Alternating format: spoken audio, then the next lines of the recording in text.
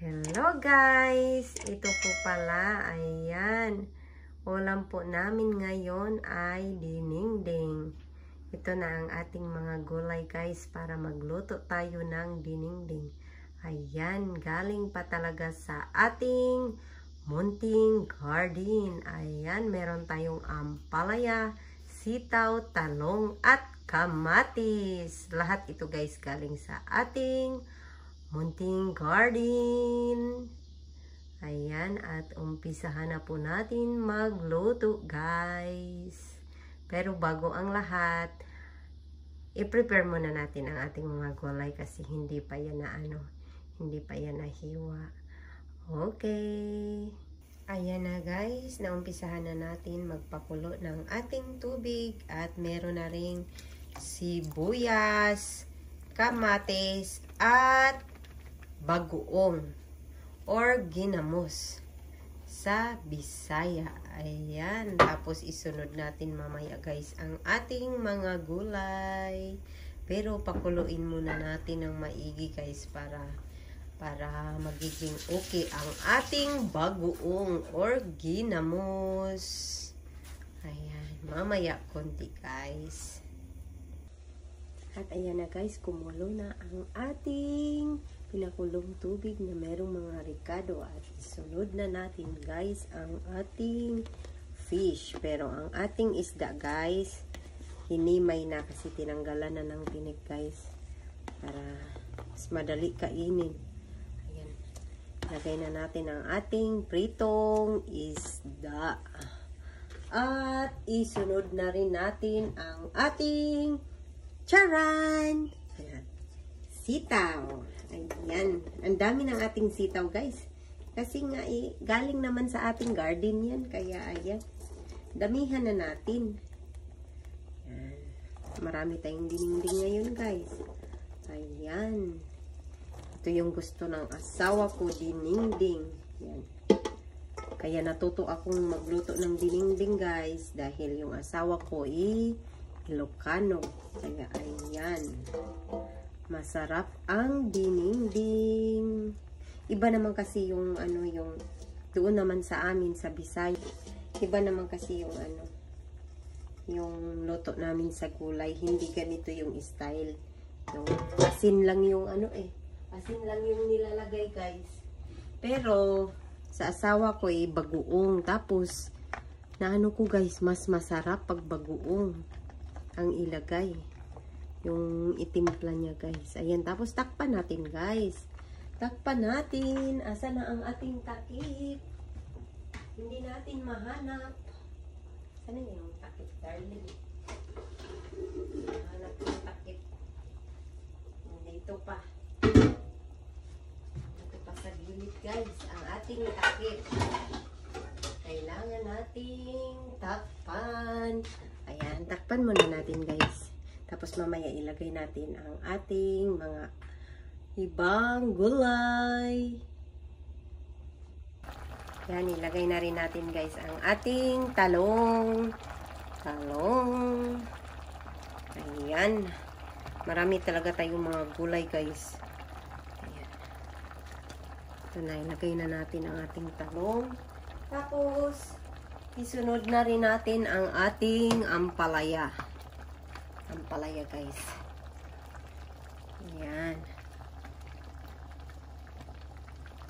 Ayan. Kalahati lang yung ating kasi marami na masyado ang ating ampalaya. Ayan. Ayan guys. Ayan. Pagandahin naman natin. Pagandahin naman natin. Tapos, isunod na rin natin ang ating dried alamang. Ayan, dried alamang guys. Ito guys, dried alamang. Sa itaas guys. I-spread lang natin. Spread natin guys. Marami-rami ito guys. Pampalasa lang yan guys sa ating dinengdeng. Ang ating gulay. Ayan. Ayan guys, nalagay na natin. Ayan, hintayin na lang natin guys. Mamaya konti, ayan, maluto na yan guys. Nangamoy ano na tayo dito sa bahay, guys. Nangamoy dinding na, guys. Ayan. Takpan natin, guys. At hintayin natin mamaya konti. Luto na yan. At ayan na, guys. Luto na ang ating dinding. Ayan. Pinatay ko na yung ano, guys. Yung apoy niya. At sunod naman, guys, magluto tayo ng beef. Para naman may kapartner ang ating dinding. At mamaya konti, guys, ipapakita ko ang ating beef. Para yung ulam natin ngayong tanghali ay dinding at saka yung beef. Pigar-pigar po ata yung tawag nun, guys. Luto ng beef. Mamaya konti, guys, ipapakita ko. At ito na, guys, nagpapainit na tayo ng mantika para sa ating pigar-pigar. Mamaya konti, guys, ilagay na natin ang ating beef. At ayan na, guys, nalagay na ang ating beef. Ayan.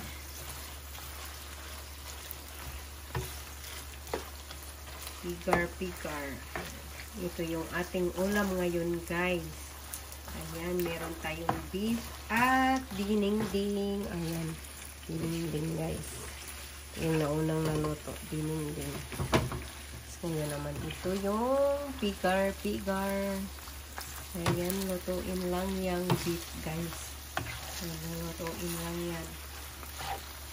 Saglit lang naman ito maluto, guys. Tapos lagyan ng sibuyas. Ayan. Tapos, pagkakain ako ng pigar-pigar, guys, siya yung sausaw ko siya sa, maanghang na suka. So, yan ang timplahan din yung, guys. Titimplahan din yung ating suka. Lagyan natin ng kunting asin, tapos lagyan din ng sili para medyo maanghang. Mas masarap pag medyo maanghang, guys. Ayan. Kanyan lang yan, guys. Simple lang siyang lutuin ang ating beef. Mamaya ihalo na yung sibuyas. Maraming sibuyas, guys, ilagay dyan. Tapos na. Ganun na. Ganun lang kasimple. Para magkaano siya, para magkalasa, sausaw siya sa suka. Ayan. At syempre, timplahan yung suka, guys, para naman masarap. Yun yung yun yung magpapalasa yung kanyang suka. Lapit na yan, guys. Lapit na maluto ang ating beef. Ito yung ulam ngayon. Ito yung ulam namin ngayon, guys. Ayan. Ulam namin ngayon. Pero simpleng luto lang ng beef at dinding. Para meron din tayong sabaw.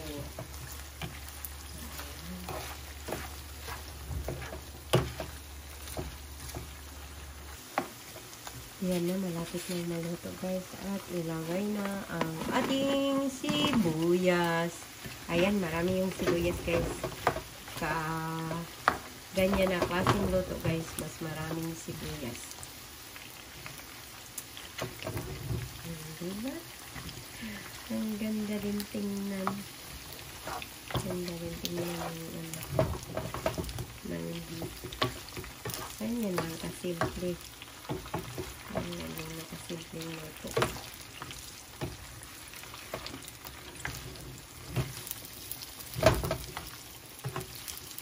Yan, malapit na, guys. Malapit na luto ang ating pigar-pigar. Ayan.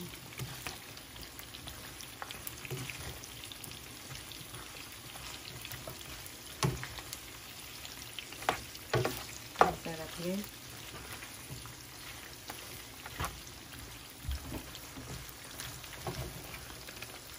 Mainit yan. Mainit. At ayan. Lalaki na ng asawa ko, guys. Ayan. Ilalagay na niya.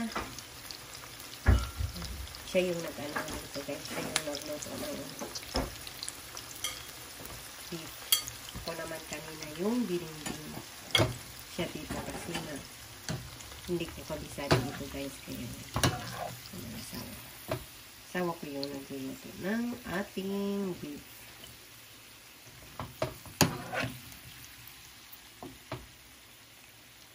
Eh, baka pag ako guys, magkakamali ako dyan guys. Magkakamali tayo sa pagluto nito guys. Kasi hindi pa natin na-try. Di bali yung dinengding. Alam na natin. Kasi nakailang beses ko nang tiningnan guys. Ay napanood pala.